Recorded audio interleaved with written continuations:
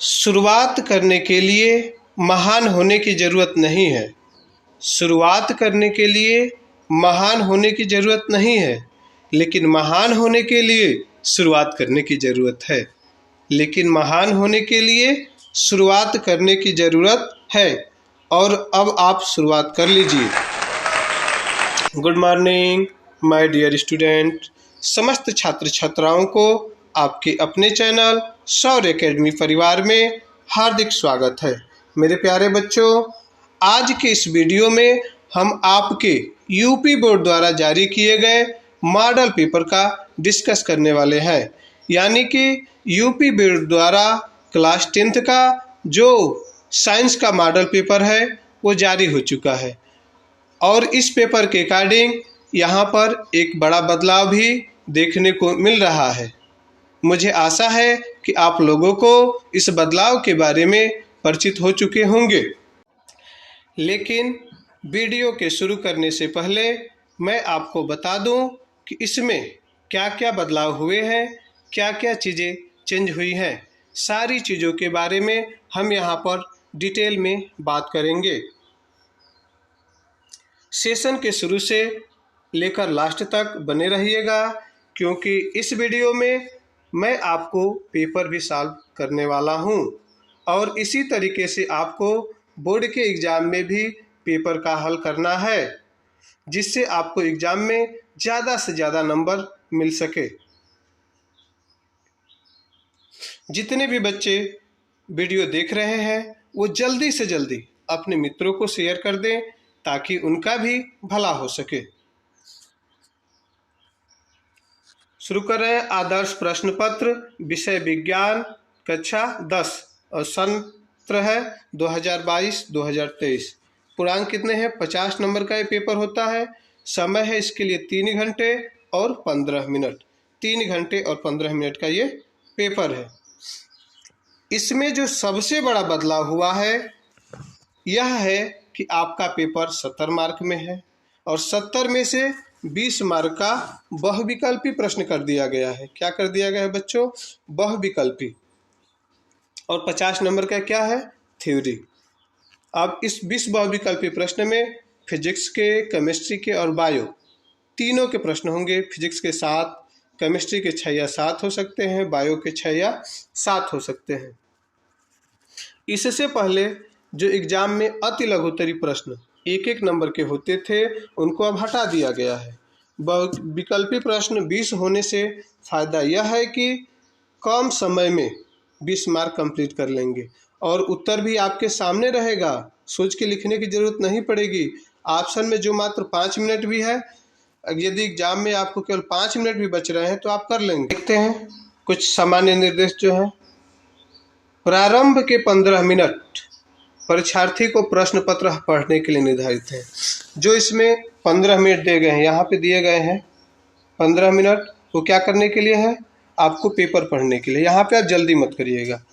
3 घंटे 15 मिनट का समय दिया गया है, तो जो 15 मिनट समय है वो आपको पढ़ने के लिए दिया गया है पेपर। आप एक बार आराम से पेपर को पढ़ लीजिए कि पेपर सही है, कटा फटा नहीं है, कोई मिस प्रिंट तो नहीं हुआ है, और इस पेपर में सब चीज़ें सही सही हैं कि नहीं। और आपको पेपर पैटर्न को भी समझना पड़ेगा, कौन सा क्वेश्चन आसान है, कौन सा। एक नज़र आप जल्दी 15 मिनट में पेपर को पढ़ लेंगे तो आपको मानसिक रूप से भी आप तैयार हो जाएंगे कि पेपर आपके लिए इजी है कि हार्ड है। अब देखिए, प्रश्न पत्र 2 खंडों, खंड अ तथा खंड ख में विभाजित है। प्रश्न पत्र 2 खंडों में बटा हुआ है, खंड अ और खंड ख। खंड अ तथा खंड ब में 3 उपखंड, उपखंड क, उपखंड ख, उपखंड ग में विभाजित है। खंड अ में भी 3 रहेंगे, क ख ग, और खंड ब में भी 3 रहेंगे, क ख ग। ये बातें समझ में आ रही हैं? आगे देखते हैं। प्रश्न पत्र के खंड अ में बहुविकल्पी प्रश्न है। खंड अ में क्या रहेंगे? बहुविकल्पी प्रश्न रहेंगे, जिसमें सही विकल्प का चुनाव करके अपने OMR शीट पर नीले अथवा काले बॉल पॉइंट पेन से सही विकल्प वाले गोले को पूर्ण रूप से भरना है। ये 20 जो बहुविकल्पी होंगे इसको कॉपी में नहीं लिखना है। इसके लिए OMR शीट मिलेगी, जिस पे आपको या तो नीला बॉल पॉइंट पेन लीजिए या ब्लैक पॉइंट पेन लीजिए, उससे रंगना होगा और पूर्ण रूप से रंगना है। जो भी ऑप्शन सही हो उसको अच्छी तरह से रंगना है। खंड अ में बहुविकल्पी प्रश्न हेतु प्रत्येक प्रश्न के लिए 1 अंक निर्धारित है। 20 क्वेश्चन रहेंगे और उनके 20 नंबर, एक एक नंबर मिलेंगे। प्रश्न पत्र के खंड क के प्रश्नों को हल करने हेतु 1 घंटा तथा खंड ब के प्रश्नों को हल करने हेतु 2 घंटे का समय निर्धारित किया गया है। 15 मिनट पेपर पढ़ने के लिए है। 1 घंटे में आपको बहुविकल्पी प्रश्न करने हैं 20 और 2 घंटे में 20 उत्तरी जो प्रश्न आएंगे खंड ख में उसको करने हैं। खंड ख में वर्णात्मक प्रश्न होंगे, अर्थात उनको कॉपी पे विस्तार रूप से लिखना है। प्रत्येक प्रश्न के सम्मुख उनके निर्धारित अंक दिए गए हैं। कौन सा प्रश्न कितने नंबर का है उसके सामने दिया गया है। खंड ब के प्रत्येक उपखंड के सभी प्रश्न एक साथ आवश्यक हैं। खंड ब के प्रत्येक उपखंड के सभी प्रश्न एक साथ करना आवश्यक है। ऐसा मत करिए खंड क में से 2 क्वेश्चन करके खंड ख में नहीं। जिस खंड में आप गए, खंड क में शुरू कर दिए हैं तो क के सभी क्वेश्चनों को कर दीजिए। खंड ख में गए हैं तो उसके सभी क्वेश्चनों को कर दीजिए। ठीक है। उपखंड नए पृष्ठ से प्रारंभ किए जाएं। कोई भी खंड शुरू करें तो नया पेज जहां से शुरू हो रहा है वहां से करिए। सभी प्रश्न अनिवार्य हैं।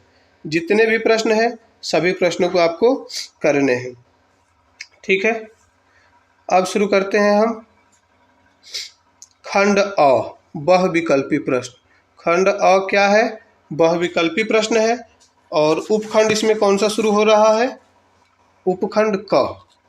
तो आप उपखंड क लिखिएगा तो लगातार क के कर दीजिएगा। ख शुरू करिएगा तो ख का करिएगा। और कौन कौन सा होगा? ये होगा आपका फिजिक्स का। ठीक है।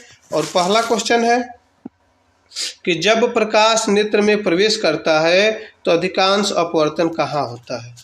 जब प्रकाश नेत्र में हमारी आंखों में प्रवेश करता है तो अधिकांश अपवर्तन कहाँ से होता है उसको बताना है। कहाँ से होता है बच्चों? याद है कि भूल गए हैं आप लोग? ये होता है आपका ऑप्शन दिया है क्रिस्टलीय लेंस पर, स्वच्छ मंडल कर्निया पर, परितारिका पर, पुतली पर। तो ये आपका ख सही हो जाएगा, कार्निया पर। ठीक। कहाँ पे होता है? कार्निया पे। दूसरे क्वेश्चन की तरफ चलते हैं। क्वेश्चन कह रहा है निम्नलिखित में से कौन वोल्टता को निरूपित करता है? वोल्टता को कौन निरूपित करता है? ऑप्शन में दिया गया है क, किया गया कार्य अथवा विद्युत धारा गुणे समय। दूसरा है किया गया कार्य गुणे आवेश। ग है किया गया कार्य गुणे समय अपान विद्युत धारा। घ दिया हुआ है किया गया कार्य गुणे आवेश गुणे समय। मेरे प्यारे बच्चों, सूत्र याद है आपको? P बराबर होता है V अपान I। और V बराबर क्या हो जाएगा? पक्षांतर करके P अपान I। P मतलब पावर अर्थात समर्थ, किया गया कार्य। किया गया कार्य और I से समय गुणे विद्युत धारा। तो ऑप्शन कौन है? किया गया कार्य अपान विद्युत धारा गुणे समय दिया है। तो कौन सा ऑप्शन शुरू हो जाएगा? क। को आपका ऑप्शन सही हो जाएगा। अब चलते हैं तीसरे क्वेश्चन की तरफ। क्वेश्चन कह रहा है तीसरा क्वेश्चन, निम्नलिखित में से किस स्थिति में कोई अवतल दर्पण वस्तु मतलब बिंब से बड़ा वास्तविक प्रतिबिंब बनाता है? वस्तु से बड़ा वास्तविक प्रतिबिंब बना सकता है। ठीक है। ऑप्शन दिया हुआ है जब वस्तु बिंब दर्पण की वक्रता केंद्र पर हो, जब वस्तु बिंब दर्पण के ध्रुव और फोकस के बीच हो। ग है जब वस्तु बिंब दर्पण के फोकस और वक्रता केंद्र के बीच हो, जब वस्तु बिंब दर्पण की वक्रता त्रिज्या से अधिक दूरी पर हो। तो प्रश्न नंबर तीसरे का आंसर क्या हो जाएगा? जब वस्तु वक्रता केंद्र और फोकस दूरी के बीच में हो, अर्थात ग ऑप्शन क्या हो जाएगा? इसका सही हो जाएगा। ठीक है। चलते हैं चौथे क्वेश्चन की तरफ। क्वेश्चन नंबर 4, कक्षा में सबसे पीछे बेंच पर बैठा कोई विद्यार्थी श्यामपट्ट पर लिखे अक्षरों को पढ़ सकता है परंतु पाठ्य पुस्तक में लिखे अक्षरों को नहीं पढ़ पाता है। निम्नलिखित में से कौन सा कथन सही है? पीछे बैठा है, बोर्ड पे जो चीज़ें लिखी हुई हैं उसको पढ़ ले रहा है, लेकिन किताब में जो पाठ्य पुस्तक में लिखी हुई उसको नहीं पढ़ पा रहा है। तो क्या कारण है? कौन सा दोष है इसमें? ऑप्शन है विद्यार्थी के नेत्र का निकट बिंदु उससे दूर हो गया है। ख है विद्यार्थी के नेत्र का निकट बिंदु उसके पास आ गया है। ग है विद्यार्थी के नेत्र का दूरबिंदु उसके पास आ गया है। घ है विद्यार्थी के नेत्र का दूरबिंदु उससे दूर चला गया है। सोच के बताइए कौन सा आंसर इसमें सही होगा। देखिए कह रहा है कि दूर की वस्तु उससे दिखाई दे रही है, नजदीक की वस्तुएं नहीं दिखाई दे रही हैं। श्यामपट दूर है तो दिखाई दे रहा है, पास पुस्तक है तो नहीं दिखाई दे रहे, अर्थात उसको कौन सा रोग हो गया है, दूर दृष्टि दोष हो गए हैं उसके आंख में। जो दिखाई देता है वही उसका दृष्टि दोष होता है, तो उसके आंख में कौन सा दोष है, दूर दृष्टि दोष हो गया है। और उसको निवारण के लिए कौन सा होना चाहिए, उत्तल लेंस होता है। और स्पष्ट दृष्टि की न्यूनतम दूरी कितनी होती है बच्चों, 25 सेंटीमीटर होती है। तो इसका क्या हो गया है, इसका आंसर ये हो जाए कि विद्यार्थी के नेत्र का निकट बिंदु उससे दूर हो गया है, इसीलिए उसको दूर दृष्टि दोष हो गया है। ऑप्शन नंबर क सही हो जाएगा इसका। चलते हैं पांचवें क्वेश्चन की तरफ। पांचवा क्वेश्चन है 5 प्रतिरोध जिनमें प्रत्येक का प्रतिरोध 1/5 ओम है का उपयोग करके कितना निम्नतम प्रतिरोध बनाया जा सकता है। निम्नतम कितना प्रतिरोध बनाया जा सकता है।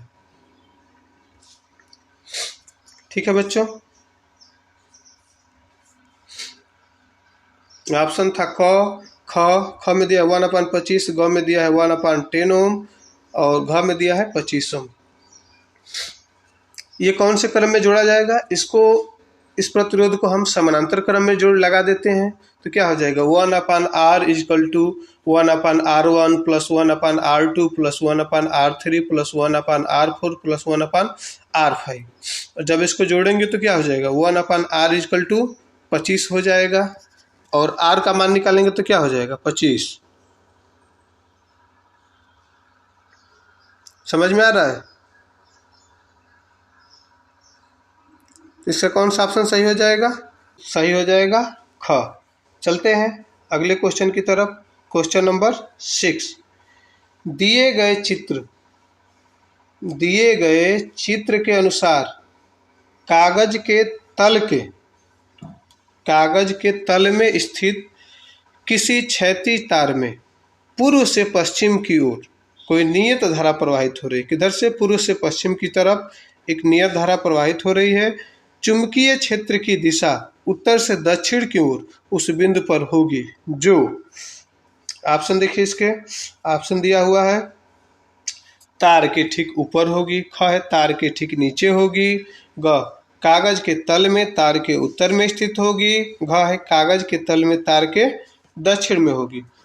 प्रश्न नंबर 6 है, इसमें क्या होगा आंसर, तार के ठीक कहाँ होगी, बीच में होगी ना।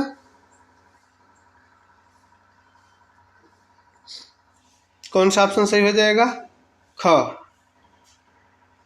ऑप्शन आपका सही हो जाएगा इसमें, ख सही होगा। ठीक है, चलते हैं अगले क्वेश्चन की तरफ। क्वेश्चन नंबर 7, निम्नलिखित में से किसके द्वारा अनंत पर स्थित किसी वस्तु का प्रतिबिंब अत्यधिक छोटा बनेगा। किसके द्वारा प्रतिबिंब अत्यधिक छोटा बनेगा। ऑप्शन दिया है केवल अवतल दर्पण, केवल उत्तर दर्पण, केवल उत्तल लेंस, अवतल दर्पण, उत्तर दर्पण, अवतल लेंस तथा उत्तल लेंस। ये तो सबको पता होगा। इसका ऑप्शन हो जाएगा आपका घ।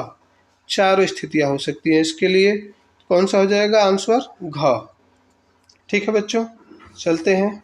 अब यहाँ से शुरू होगा उपखंड ख, अर्थात केमिस्ट्री शुरू हो जाएगा। इसमें पहला क्वेश्चन मतलब प्रश्न संख्या 8 है। एक मिश्र धातु है, मिश्र धातु क्या होती है, एक तत्व होता है, एक यौगिक होता है, एक समांगी मिश्रण होता है, एक विषमांगी मिश्रण होता है। तो क्या होता है, ये समांगी मिश्रण होता है। ऑप्शन नंबर ग सही हो जाएगा, समांगी मिश्रण। क्वेश्चन नंबर 9 है, निम्नलिखित में से असंतृप्त हाइड्रोकार्बन को पहचानिए। असंतृप्त हाइड्रोकार्बन को क्या करना है, पहचानना है। ऑप्शन दिए हुए यहाँ पर, ऑप्शन ए में दिया है, बी दिया है, सी दिया है, डी दिया है। इसको ध्यान से देख लीजिए मेरे प्यारे बच्चों। असंतृप्त हाइड्रोकार्बन को कैसे पहचानते हैं, जिनमें कार्बन या कार्बन के मध्य डबल बॉन्ड या त्रिबल बॉन्ड होते हैं, वही तो होते हैं। तो इसका ऑप्शन देख लेते हैं हम लोग। ऑप्शन में क्या दिया हुआ है? ऑप्शन में क दिया है ए तथा बी, ख में दिया है बी तथा डी, ग में दिया है सी तथा डी, घ में दिया है बी तथा सी। और इसमें कौन सा हो रहा है देखिए,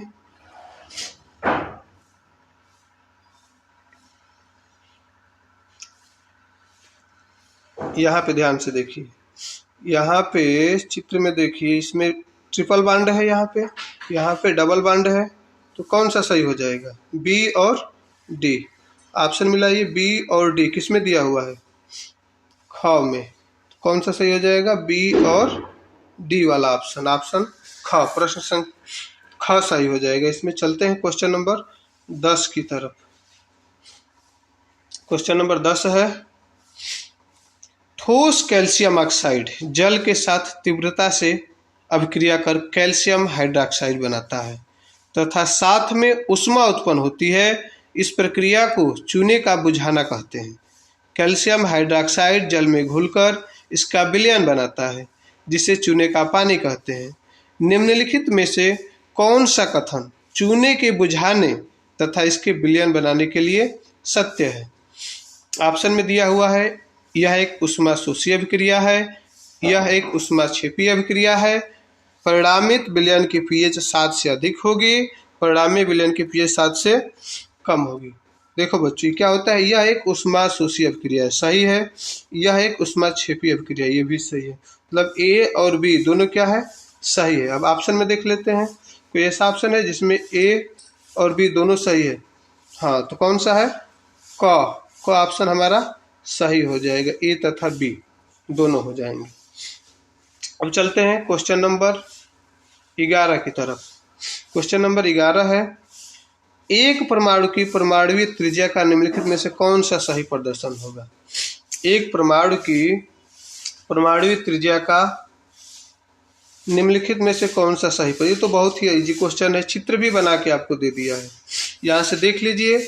और ऑप्शन कौन सा सही होगा? इसमें दिया है पहला तथा दूसरा, ख में दिया है दूसरा तथा तीसरा, ग में दिया है तीसरा तथा चौथा, और घ में दिया है पहला और चौथा। कौन सा आंसर सही होगा उसको आप कमेंट में जरूर बताएंगे, इतना इजी क्वेश्चन है ये। आगे देखते हैं क्वेश्चन नंबर 12। कॉलम ए में दिए गए रासायनिक पदार्थों का सुमेल कॉलम बी में दिए गए उनके अनुप्रयोगों से कीजिए। कॉलम ए का कॉम्बिनेशन कॉलम बी से बनाना है, ठीक है, और ऑप्शन भी देखना है। सुमेल का सही सेट यहाँ पे दिया हुआ है, कौन सा सही होगा वो बताना है आपको, ठीक है। सुमेल का सही सेट कौन सा है?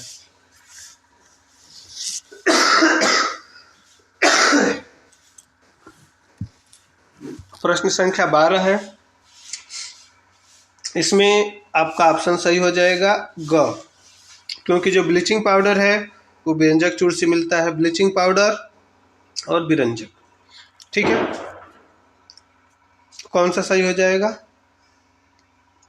ग सही होगा ऑप्शन। चलते हैं क्वेश्चन नंबर 13 की तरफ। नीले लिटमस पत्र को लाल कर देता है, कौन लाल कर देता है?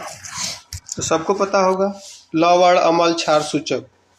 अम्ल क्या करते हैं? नीले लिटमस को लाल कर देते हैं, अम्ल नीले लिटमस को लाल करते हैं, तो आंसर कौन सा हो जाएगा? ख।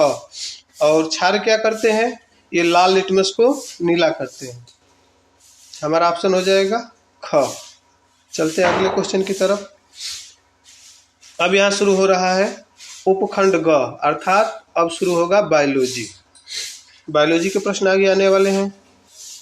देखते हैं पहला क्वेश्चन, प्रश्न संख्या 15। चूने के पानी से भरी परख नली में जब मुंह द्वारा फूका जाता है, चूने के पानी से भरी एक परख नली है, उसे मुंह में फूका जाएगा, तब चूने का पानी किसकी मौजूदगी के कारण दुधिया हो जाता है? दुधिया क्यों हो जाता है? मुंह से फूकेंगे तो कौन सा उसमें जाएगा? वे कार्बन डाइऑक्साइड जाता है ना, सब लोग जानते होंगे। मुंह से फूकेंगे तो कार्बन डाइऑक्साइड ही तो जाएगा, हमारे शरीर के अंदर से मुख से निकलता है जो वायु, जो हम लेते हैं वो ऑक्सीजन की मात्रा उसमें ज़्यादा होती है और छोड़ते हैं उसमें कार्बन डाइऑक्साइड, तो मुंह से फूकेंगे तो कार्बन डाइऑक्साइड ही जाएगी। ऑप्शन नंबर ख सही है इसका। चलते हैं नेक्स्ट क्वेश्चन की तरफ। प्रश्न संख्या 15। कुछ डायनासोरों में एक पर कुछ मौजूद थे। कुछ ऐसे भी डायनासोर थे जिसके पीछे पूंछ मौजूद थे किंतु उड़ नहीं सकते थे, लेकिन पक्षियों में पैर होते हैं जो उन्हें उड़ने में मदद करते हैं। विकास के संदर्भ में इसका अर्थ यह हुआ कि अब 4 ऑप्शन दिया हुआ है यहाँ पर, देखिए। पहला है सरीसृपों की उत्पत्ति पक्षियों से हुई। ख है सरीसृपों और पक्षियों के बीच कोई विकास संबंध नहीं है। ग है दोनों ही जीवों पर पुच्छ समजात अंग है। घ है पक्षियों की उत्पत्ति सरीसृपों से हुई है। तो प्रश्न संख्या 15 का हो जाएगा घ आंसर सही हो जाएगा। पक्षियों की उत्पत्ति सरीसृपों से हुई है, प्रश्न संख्या घ। अब चलते हैं प्रश्न संख्या 16 की तरफ। यदि किसी जीव का जीवाश्म पृथ्वी की अपेक्षाकृत गहरी परतों से प्राप्त हुआ है तब हम भविष्यवाणी कर सकते हैं। क्या भविष्यवाणी कर सकते हैं? क है जीवों का लोप हाल ही के कुछ वर्षों में हुआ है। ख है जीवों का विलोप हजारों वर्ष पूर्व हुआ है। ग है पृथ्वी की परतों में जीवाश्म की स्थिति का जीव के विलुप्त होने के अंतिम से कोई संबंध नहीं है। ग है विलुप्त होने की अवधि का निर्माण नहीं किया जा सकता। तो हमारा इसमें ऑप्शन कौन सही हो जाएगा? जीवों का विलोप 1000 वर्ष पहले हुआ है। प्रश्न संख्या 16 का आंसर क्या हो जाएगा? ख हो जाएगा, बहुत पहले हुआ है। अब देखिए एक छोटा सा क्वेश्चन है। चित्र में ए बी सी किस क्रम में होते हैं? इसका क्रम बताना है। बहुत ही आसान क्वेश्चन आ गया है। तो 17 नंबर क्वेश्चन है। बीजपत्र प्रांकुर मूलांकुर, प्रांकुर मूलांकुर बीजपत्र, प्रांकुर बीजपत्र मूलांकुर। इतने आसान क्वेश्चन आया है, इसका कमेंट में आप आंसर जरूर लिखेंगे। इतना छोटा क्वेश्चन, ठीक है। चलते हैं अगले क्वेश्चन की तरफ। क्वेश्चन नंबर 18 क्वेश्चन है। अमृता देवी बिश्नोई राष्ट्रीय पुरस्कार, अमृता देवी बिश्नोई राष्ट्रीय पुरस्कार भारत सरकार द्वारा किस क्षेत्र में प्रदान किया जाता है? ऑप्शन में दिया है क जीव संरक्षण हेतु, ख दिया है पौधों की कटाई के लिए, ग दिया है जैव प्रौद्योगिकी के क्षेत्र में, घ दिया है जल संचरण हेतु। ऑप्शन कौन सा हो जाएगा? ये भी एक आसान ही क्वेश्चन है। क जीव संचरण हेतु दिया जाता है। चलते हैं अगले क्वेश्चन की तरफ। क्वेश्चन नंबर 19 क्वेश्चन है। यदि मटर के एक गोल तथा एक हरे रंग के बीज वाले पौधे पर RRYY झुर्रीदार तथा पीले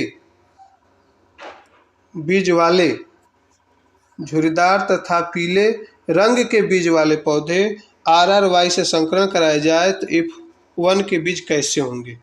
ये भी साधारण क्वेश्चन है। क्या हो जाएंगे? पहला इसका सही हो जाएगा, गोल और पीले होंगे। ऑप्शन क्या क्या दिया था? गोल और पीले, गोल और हरे, झुर्रीदार और हरे, झुर्रीदार और पीले। छोटे छोटे क्वेश्चन है, लेकिन अगर ध्यान नहीं देंगे तो गलती कर जाएंगे, ठीक है। फिर देखिए कितना इजी क्वेश्चन है। खरा निम्नलिखित चित्र में अंकित ए मादा जनन तंत्र किस भाग को प्रदर्शित करता है? उसको दर्शाना है। ऑप्शन देखिए कितने छोटे छोटे हैं। ग्रीवा है, योनि है, गर्भाशय है, अंडाशय है। इतने छोटी छोटी चीज़ें दिया हुआ है। बच्चे अगर आप अच्छे से तैयारी करेंगे तो कोई भी क्वेश्चन हार्ड नहीं है। इसका भी आंसर आपको कमेंट में देना है, ठीक है। अब शुरू करते हैं हम। खंड ब वर्णात्मक प्रश्न है ये, अर्थात इसमें वर्णन करने हैं और इसको कई तरीके से बांटा गया। इसमें भी फिजिक्स, केमिस्ट्री, बायो है। फिजिक्स के 3 क्वेश्चन हैं और 4-4 नंबर के हैं, जिसमें कोई ऑप्शन नहीं रहेगा, और एक लॉन्ग क्वेश्चन होगा जिसमें ऑप्शन दिया जाएगा, ठीक है। वैसे ही केमिस्ट्री की बात करें तो केमिस्ट्री में 2 क्वेश्चन छोटे छोटे होंगे और 4-4 नंबर के होंगे, और एक बड़ा क्वेश्चन होगा जिसमें ऑप्शन दिया जाएगा। बड़े वाले क्वेश्चन में ऑप्शन रहेगा। तीसरे में ऐसे ही बायो में भी 3 क्वेश्चन छोटे टाइप के होंगे और एक बड़ा क्वेश्चन होगा। बड़े वाले क्वेश्चन में ऑप्शन दिया जाएगा। चलिए शुरू करते हैं, समझते हैं इन क्वेश्चनों को। पहला क्वेश्चन है उपखंड का। गोलीय दर्पण द्वारा परिवर्तन के लिए चिन्ह परिपाटी लिखिए। गोलीय दर्पण द्वारा परावर्तन के लिए चिन्ह परिपाटी जो होती है उसको लिखना है, और कितने नंबर का होगा? ये 4 नंबर का होगा, ठीक है। दूसरा क्वेश्चन जो रहेगा, वायुमंडल में अपवर्तन किस प्रकार होता है? तारे क्यों टिमटिमाते हैं जबकि ग्रह नहीं टिमटिमाते? ध्यान देना बच्चों, स्टेप वाइज क्वेश्चन है। वायुमंडल में अपवर्तन किस प्रकार होता है, इसका अगर आंसर देते हैं तो आपको 2 नंबर मिलेगा। और तारे क्यों टिमटिमाते हैं जबकि ग्रह नहीं, इस तर्क को लिखेंगे तो 2 नंबर इस पे भी मिलेगा। टोटल कितने मिल जाएंगे? 4 नंबर आपको यहाँ से मिल जाएंगे। दोनों को लिखना है, एक लिखेंगे एक छोड़ देंगे तो 2 ही नंबर आपको मिलेगा। तीसरा प्रश्न है 2 ओम, 3 ओम तथा 6 ओम के 3 प्रतिरोधों को किस प्रकार संयोजित करें कि संयोजन का कुल प्रतिरोध 4 ओम और 1 ओम आए। पहला आप इसको करेंगे तो इस पर कितना मिलेगा? 2 नंबर। और दूसरा करेंगे जिसका ओम 1 ओम है उसका 2 नंबर, दोनों को मिला के 4 नंबर। अगर एक छोड़ देते हैं और एक को खूब बड़ा लिख देते हैं तो आपको 2 ही नंबर मिलेगा। तो समझदारी इसी में है कि दोनों को समय दीजिए, ऐसा टाइम टेबल सेट कीजिए कि दोनों को हो जाए और अच्छे से हो जाए ताकि दोनों पे बराबर नंबर मिल जाए। देखते हैं प्रश्न 4, दक्षिण हस्त अंगुष्ठ नियम अंगूठे की दिशा का निर्दिष्ट करती है। यह नियम किस प्रकार फ्लेमिंग के वाम हस्त नियम से भिन्न है, कैसे उनके नियम से अलग है? किस क्षैतिज शक्ति संचरण लाइन में पूर्व से पश्चिम दिशा की ओर विद्युत धारा प्रवाहित हो रही है? इसके ठीक नीचे के किस बिंदु पर तथा इसके ठीक ऊपर के किस बिंदु पर चुंबकीय क्षेत्र की दिशा क्या होगी? अब इसमें 3 क्वेश्चन हो गए, ध्यान से पढ़िए। तीनों क्वेश्चन का आंसर देंगे तो आपको 2-2 नंबर मिलेंगे। ये बड़ा क्वेश्चन है, चौथा क्वेश्चन बड़ा क्वेश्चन है और 6 नंबर का रहेगा ये। इससे पहले जो छोटे छोटे 3 क्वेश्चन थे 4-4 नंबर के हैं और उनमें कोई ऑप्शन नहीं, अथवा करके नहीं, उनको करना ही करना है, अनिवार्य है। लेकिन जो बड़ा क्वेश्चन है फिजिक्स का 6 नंबर का, 3 हिस्से में बटा है, 2-2 नंबर का 3 क्वेश्चन है, इसमें तीनों का आंसर देना है तो आपको 6 नंबर पूरे मिलेंगे। यदि क्वेश्चन आपको ये नहीं आ रहा है तो आपके लिए अथवा में ऑप्शन दिया हुआ है, आप चाहें तो एक उसी के जगह पे दूसरा क्वेश्चन है, इसको कर सकते हैं कि विद्युत मोटर का सिद्धांत तथा कार्यविधि स्पष्ट कीजिए। विद्युत मोटर में विभक्त वलय का क्या महत्व है? यहाँ भी 3 क्वेश्चन दे दिया है। विद्युत मोटर का सिद्धांत अगर लिखेंगे तो आपको 2 नंबर मिलेगा, कार्यविधि स्पष्ट करेंगे तो 2 नंबर मिलेगा, और विद्युत मोटर में विभक्त वलय का क्या महत्व है वो बताएंगे तो 2 नंबर। तीनों क्वेश्चन एक ही में जोड़ के कितना हो जाएगा? 6 नंबर का। ठीक, अब शुरू करते हैं हम। उपखंड ख मीन्स केमिस्ट्री। उपखंड ख में क्या आएगा? केमिस्ट्री आएगा। 4 क्वेश्चन उसके हो गए, 3 छोटे वाले थे और एक बड़ा वाला क्वेश्चन था। अब केमिस्ट्री में चलते हैं। पहला क्वेश्चन है निम्नलिखित यौगिकों की संरचना चित्रित कीजिए। इनकी संरचना जो होती है क्लोरोप्रोपेन का या मेथिप्रोपेन का, डाईमेथिल ब्यूटेन का, पेंटेनोइक, इन चारों की जो संरचनाएं होती हैं उनको चित्रित करना है। जब चित्रित करेंगे तो 1-1 नंबर चारों पे मिल जाएंगे, आपको 4 नंबर हो जाएंगे। अब चलते हैं क्वेश्चन नंबर 6 की तरफ। कुछ तत्वों के परमाणु क्रमांक नीचे दिए गए हैं 10, 20, 7, 14। पहला क्वेश्चन कह रहा है तत्वों की पहचान कीजिए, पहचानिए कौन कौन से तत्व हैं, उनके परमाणु क्रमांक के आधार पर पहचानना है। और ख है आवर्त सारणी में इन तत्वों की समूह संख्या तथा आवर्त पहचानिए, किस समूह में आते हैं और कौन से आवर्त हैं ये बताना है आपको। आप लिखते हैं, यदि तत्वों को पहचान के लिखेंगे तो आपको कितना मिलेगा? 2 नंबर मिलेगा। और आवर्त सारणी में इन तत्वों की समूह संख्या बताएंगे और आवर्त पहचान के लिखेंगे तो इस पे 2 नंबर। टोटल कितने हो जाएंगे? 4 नंबर यहाँ से मिल जाएंगे। अब देखते हैं प्रश्न संख्या 7, क्योंकि केमिस्ट्री में 2 छोटे छोटे क्वेश्चन है और एक लॉन्ग आंसर टाइप क्वेश्चन है। देखते हैं निम्नलिखित अभिक्रिया में से प्रत्येक के लिए संतुलित रासायनिक समीकरण लिखिए। नीचे कुछ अभिक्रियाएं दी जा रही हैं जिनको संतुलित रासायनिक समीकरण लिखना है। 6 नंबर है और कितने देंगे? ये 6 आएंगे, देख रहे हैं। इनको संतुलित करना है समीकरण द्वारा। देखिए 1, 2, 3, 4, 5, 6 इनको कर लेंगे तो 1-1 नंबर सब पे मिल जाएगा। ठीक है, सब पे 1-1 नंबर मिलने वाला है आपको। अगर ये नहीं कर पाते हैं क्वेश्चन, बड़ा वाला क्वेश्चन, तो अथवा में आपको ऑप्शन दिया गया है। इस क्वेश्चन को छोड़ के आप चाहें तो टिप्पणी लिख सकते हैं। देखिए निम्नलिखित पर टिप्पणी लिखिए। संयोजन अभिक्रिया क्या है इसको बताना है, इस पे आपको 2 नंबर मिल जाएंगे। संक्षारण के बारे में बताएंगे तो 2 नंबर मिल जाएगा। वर्जन के बारे में लिखेंगे तो 2 नंबर। अर्थात 2-2 नंबर 2, 2, 4, 2, 6, 6 नंबर यहाँ से मिल जाएंगे। अगर वो ऊपर वाला आसान हो तो उसको लिख सकते हैं। ठीक है।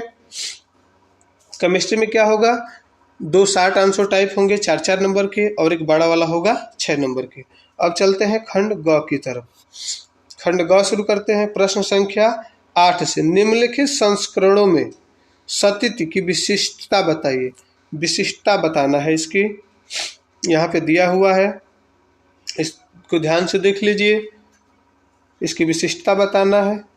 ठीक, कितने नंबर का ये क्वेश्चन है, 4 नंबर का रहेगा। देख लीजिए, क ख ग घ, एक एक पे एक एक नंबर दिया गया है।